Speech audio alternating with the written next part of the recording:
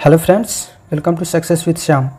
दोस्तों, आज के इस वीडियो में हम लोग भारतीय राज्य व्यवस्था से संबंधित 50 अति महत्वपूर्ण प्रश्नों को करेंगे। ये सारे प्रश्न बहुत ही सिलेक्टिव लिए गए हैं जो परीक्षाओं की दृष्टि से बहुत ही महत्वपूर्ण है। तो चलिए आज का वीडियो शुरू करते हैं। आज का फर्स्ट क्वेश्चन है, संविधान सभा का अस्थायी अध्यक्ष किसे चुना गया था? तो संविधान सभा का अस्थायी अध्यक्ष डॉक्टर राजेंद्र प्रसाद को चुना गया था 11 दिसंबर 1946 ईस्वी को। डॉक्टर राजेंद्र प्रसाद का जन्म बिहार के सिवान जिला के जीरादेई नामक गांव में 3 दिसंबर 1884 ईस्वी को हुआ था। और डॉक्टर राजेंद्र प्रसाद के से पहले जो है संविधान सभा का अस्थायी अध्यक्ष डॉक्टर सच्चिदानंद सिन्हा को चुना गया था और उनके बाद डॉक्टर राजेंद्र प्रसाद को अस्थायी अध्यक्ष के रूप में चुना गया। नेक्स्ट क्वेश्चन है, संविधान सभा का गठन किसके सिफारिश पर किया गया था? तो कैबिनेट मिशन जो इंग्लैंड के द्वारा 1946 ईस्वी में भेजा गया था, उसी के तहत उसी के सिफारिश पर संविधान सभा का गठन भारत में किया गया। नेक्स्ट क्वेश्चन है, संविधान सभा का प्रारूप किसके द्वारा तैयार किया गया, यानी संविधान सभा का रूपरेखा किसके द्वारा तैयार किया गया था? तो VN राव के द्वारा संविधान सभा का प्रारूप तैयार किया गया था। अगला क्वेश्चन है, भारतीय संविधान के निर्माण में कितना समय लगा था? तो भारतीय संविधान के निर्माण में 2 वर्ष 11 महीना तथा 18 दिन समय लगा था। नेक्स्ट है, भारत का मैग्ना कार्टा किसे कहा गया है? तो भारत का मैग्ना कार्टा संविधान के भाग 3 को कहा गया है। संविधान में टोटल 22 भाग हैं, जिसमें संविधान के भाग 3 को भारत का मैग्ना कार्टा कहा गया है। संविधान के भाग 3 में मौलिक अधिकारों की चर्चा की गई है। नेक्स्ट क्वेश्चन है, पाकिस्तान के लिए पृथक संविधान सभा गठित की गई थी। तो कब गठित की गई? 26 जुलाई 1947 ईस्वी को पाकिस्तान के लिए पृथक संविधान सभा गठित की गई।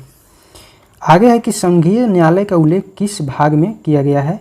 तो संघीय न्यायालय का उल्लेख संविधान के भाग 5 के अध्याय 4 में किया गया है। शुरू में संविधान सभा में सदस्यों की संख्या कितनी थी? तो शुरू में 389 थे टोटल संविधान सभा सदस्यों की संख्या, और बाद में जब पाकिस्तान के लिए अलग संविधान सभा गठित की गई तो उसके बाद भारत में टोटल 299 सदस्य रह गए, बाकी 90 सदस्य पाकिस्तान में चले गए। भारतीय संविधान को कब अंगीकार किया गया? तो 26 नवंबर 1949 ईस्वी को भारतीय संविधान को अंगीकार किया गया, लेकिन भारतीय संविधान का बहुत ही कम अंश यानी बहुत ही सूक्ष्म अंश 26 नवंबर 1949 को अंगीकार किया गया था। वर्तमान में संविधान में कितने अनुच्छेद हैं? तो वर्तमान में यानी अभी संविधान में टोटल 444 से भी अधिक अनुच्छेद हो गए हैं, लेकिन संविधान में मूलतः 395 अनुच्छेद थे, जो संविधान में बार बार संशोधन होते रहते हैं, जिसके कारण अनुच्छेदों की संख्या बढ़ती रहती है। इसी के कारण 444 से भी अधिक अनुच्छेद हो गई है। उसके बाद पाकिस्तान के लिए पृथक संविधान सभा कब गठित की गई? तो 26 जुलाई 1947 को पाकिस्तान के लिए पृथक संविधान सभा गठित की गई, यानी अलग संविधान सभा बनाई गई। और टोटल जो 389 सदस्य थे संविधान सभा में, उसमें से पाकिस्तान के लिए जब पृथक संविधान सभा गठित की गई तो 90 सदस्य पाकिस्तान में चले गए और 299 सदस्य भारत में बच गए। भारत की संविधान निर्मात्री सभा में संवैधानिक सलाहकार कौन थे? तो VN राव जो थे भारत की संविधान निर्मात्री सभा में संवैधानिक सलाहकार के रूप में चुने गए थे। नेक्स्ट क्वेश्चन है, संविधान सभा के अस्थायी अध्यक्ष कौन थे? तो डॉक्टर सच्चिदानंद सिन्हा को संविधान सभा के अस्थायी अध्यक्ष के रूप में चुना गया था।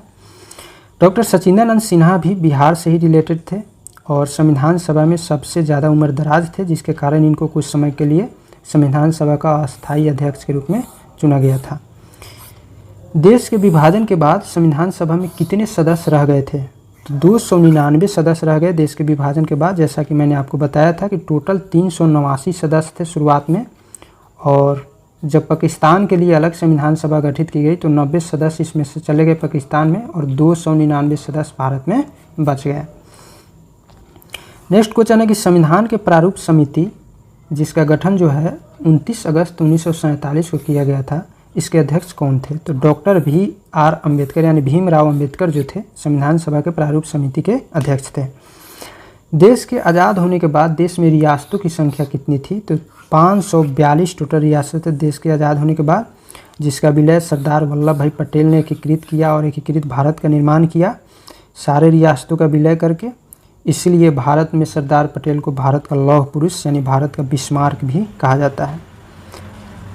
डॉक्टर राजेंद्र प्रसाद संविधान सभा के अस्थायी अध्यक्ष कब चुने गए? तो 11 दिसंबर 1946 ईस्वी को डॉक्टर राजेंद्र प्रसाद को संविधान सभा का अस्थायी अध्यक्ष चुना गया था और इनके पहले डॉक्टर सचिदानंद सिन्हा संविधान सभा के अस्थायी अध्यक्ष के रूप में चुने गए थे। नेक्स्ट क्वेश्चन है कि संविधान के प्रारूप में कितने दिनों तक बहस हुई थी? संविधान के प्रारूप में टोटल 114 दिनों तक बहस हुई थी। आगे है संपूर्ण संविधान कब लागू हुआ? 26 जनवरी 1950 ईस्वी को संपूर्ण संविधान भारत में लागू किया गया। इसी के तहत हम लोग 26 जनवरी को हर साल गणतंत्र दिवस के रूप में मनाते हैं।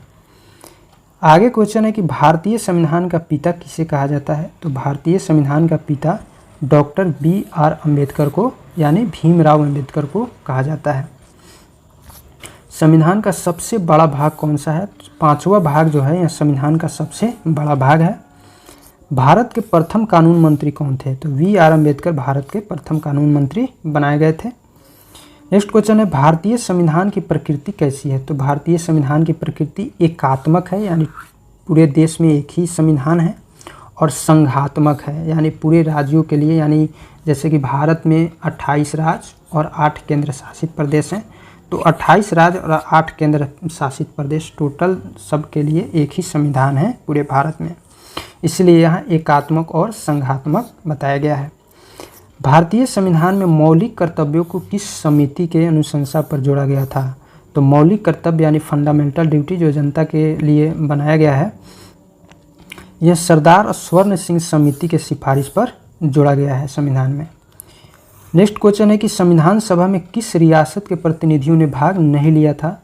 तो हैदराबाद के प्रतिनिधियों ने, हैदराबाद उस समय एक रियासत था, तो इसके प्रतिनिधियों ने संविधान सभा में भाग नहीं लिया था।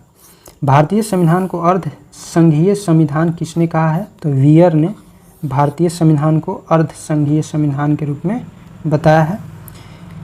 किस अनुच्छेद के तहत अस्पृश्यता का अंत किया गया है? देखिए अस्पृश्यता का अंत जो है यानी छुआछूत का अंत अनुच्छेद 17 के तहत किया गया है। यहाँ एक मौलिक अधिकार है, यानी यहाँ जनता को एक अधिकार दिया गया है मौलिक अधिकार के रूप में, जो संविधान के भाग 3 में चर्चित है। अनुच्छेद 12 से 35 के अंतर्गत अनुच्छेद 12 से 35 तक जो भाग 3 में है, इसी के अंतर्गत अनुच्छेद 17 में अस्पृश्यता का अंत किया गया है।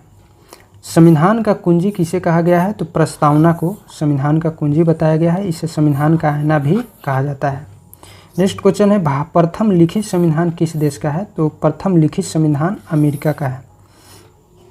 आगे है पंचायती राज का सबसे छोटा अंग क्या कहलाता है? तो पंचायती राज का सबसे छोटा अंग ग्राम पंचायत कहलाता है, और ग्राम पंचायत का व्यवस्था 73वां संविधान संशोधन किया गया था 1992-93 में। उसी के तहत भारत में पंचायती राज व्यवस्था की गई थी। नेक्स्ट क्वेश्चन है दिल्ली को राजधानी का पूर्णतः दर्जा कब मिला? तो 1991 में 69वां संविधान संशोधन के तहत दिल्ली को राजधानी का पूर्णतः दर्जा दिया गया। इसके पहले भारत की राजधानी कोलकाता में थी। अस्पृश्यता विरोधी अधिनियम कब बना? तो 1955 में अस्पृश्यता विरोधी यानी छुआछूत विरोधी अधिनियम यानी कानून बनाया गया। नेक्स्ट क्वेश्चन है राष्ट्रपति त्यागपत्र किसे सौंपता है? तो राष्ट्रपति त्यागपत्र उपराष्ट्रपति को सौंपता है। नेक्स्ट क्वेश्चन है राष्ट्रपति एवं उपराष्ट्रपति का कार्यकाल कितने वर्षों का होता है? तो यह 5 वर्षों का इन लोगों का कार्यकाल होता है। आगे चौथा स्तंभ किसे इंगित करता है? तो प्रेस को चौथा स्तंभ इंगित किया जाता है, यानी जैसे कि विधायिका कार्यपालिका और न्यायपालिका 3 अंग हैं, और इसमें प्रेस जो है इसको चौथा स्तंभ बताया गया है। नेक्स्ट है संविधान सभा की प्रथम बैठक कब हुई थी? तो 9 दिसंबर 1946 को सच्चिदानंद सिन्हा की अध्यक्षता में संविधान सभा की प्रथम बैठक की गई थी। झंडा समिति के अध्यक्ष कौन थे? तो JB कृपलानी को झंडा समिति का अध्यक्ष बनाया गया था। आगे संविधान की प्रस्तावना में धर्मनिरपेक्ष समाजवादी शब्द कब जोड़ा गया? तो 42वां संविधान संशोधन 1976 ईस्वी में किया गया था। इसी के तहत संविधान में संविधान की प्रस्तावना में धर्मनिरपेक्षता और समाजवादी शब्द जोड़ा गया। उसके बाद है कि मूल संविधान में अनुच्छेदों, अनुसूचियों और भागों की संख्या कितनी थी। तो मूल संविधान, जिस समय संविधान का निर्माण हुआ उस समय संविधान में 395 अनुच्छेद, 8 अनुसूची और 22 भाग थे। आगे वर्तमान में अनुसूचियों की संख्या कितनी है। तो वर्तमान में अनुसूचियों की संख्या 12 हो गई है। नेक्स्ट क्वेश्चन है कि मूल संविधान में कितने राज्यों का उल्लेख था। तो उस समय 14 राज्यों का उल्लेख है, जो वर्तमान में 28 हो गया है, और 8 केंद्र शासित प्रदेश हैं। यानी वर्तमान में 28 राज्य हैं और 8 केंद्र शासित प्रदेश हैं, लेकिन मूल संविधान में 14 राज्यों का उल्लेख था। वर्तमान में भारत में कितने राज्य हैं। तो 28 राज्य हैं और 8 केंद्र शासित प्रदेश। 8वीं अनुसूची में भाषाओं की कितनी संख्या है। तो 22 भाषाओं को 8वीं अनुसूची के अंतर्गत रखा गया है। नेक्स्ट क्वेश्चन है, बी आर अम्बेडकर ने संविधान की आत्मा की संज्ञा किसे दी है। किसे कहा है, आत्मा किसे कहा है। यानी बी आर अम्बेडकर ने संविधान की आत्मा किसे कहा है। तो संवैधानिक उपचारों के अधिकार को, जिसका उल्लेख आर्टिकल 32 में किया गया है। अनुच्छेद 32 में संवैधानिक उपचारों का अधिकार दिया गया है। इसी को बी आर अम्बेडकर ने संविधान की आत्मा की संज्ञा दी है। नेक्स्ट क्वेश्चन है, संविधान की संप्रभुता किसमें निहित है। तो जनता में संविधान की संप्रभुता निहित है, जैसे कि आप प्रस्तावना में इसको देख सकते हैं। आगे की भाषाई आधार पर राज्यों का पुनर्गठन किस संवैधानिक संशोधन के तहत हुआ। तो 7वां संवैधानिक संशोधन 1956 ईस्वी में किया गया था, और उसी समय भाषाई आधार पर राज्यों का पुनर्गठन किया गया।